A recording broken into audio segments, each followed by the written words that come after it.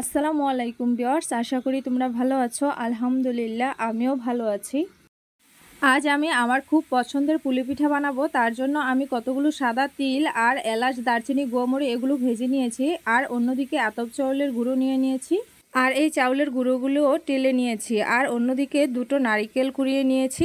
বেজে রাখা তিল আর মশলাগুলো বেটে নিয়েছি। আর এদিকে একটা পাতিলে গরম পানি বসিয়ে দিয়েছি। পানিটা ভালো করে ফুটিয়ে নিয়েছি। আর এদিকে চাউলের গুঁড়োর মধ্যে পরিমাণ মতো লবণ দিয়ে দিয়েছি।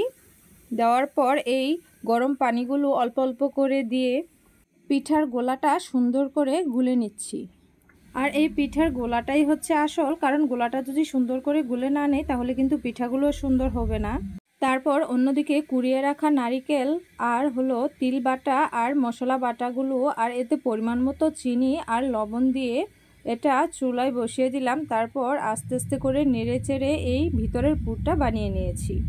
দেখো আমার পুরটা কেমন হয়েছে। আর এদিকে পিঠাগুলো বানাতে বসে গিয়েছি। আমি রুটির মতো করে অল্প একটু নিয়ে ছোট করে রুটির মতো বানিয়ে নিব, ছোট রুটি আর কি বানিয়ে নিব। তারপর আমি পিঠা বানানোর জন্য বাজার থেকে নকশি কিনে নিয়ে এসেছি।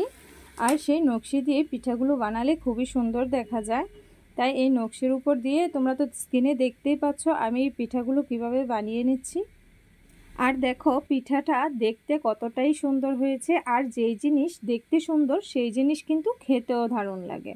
আমি তোমাদের বোঝার স্বার্থে আমি আরেকটা পিঠাও এভাবে বানিয়ে দেখাচ্ছি। আর এই পিঠাগুলো কিন্তু হাতের সাহায্যেও করা যায়, এই নকশিটা ছাড়া সেটাও কিন্তু খুব সুন্দরভাবে করা যায়। আর আমি সবগুলো পিঠা এভাবে বানিয়ে নিয়েছি। তারপর চুলায় একটা পুন বসিয়ে দিয়েছি সিদ্ধ হওয়ার জন্য পিঠাগুলো। তারপর এই পুনে সবগুলো পিঠা দিয়ে ঢাকনা দিয়ে ঢেকে দিয়েছি। আর দেখো আমার পিঠাটা কি সুন্দর পারফেক্টলিভাবে হয়েছে। আলহামদুলিল্লাহ খেতেও দারুণ হয়েছে। আশা করি তোমাদের কাছে এই ভিডিওটি ভালো লাগবে। যদি ভালো লেগে থাকে তাহলে লাইক কমেন্ট করে পাশে থেকে যেও। আর অবশ্যই বাড়িতে ট্রাই করে খেয়ে দেখবা।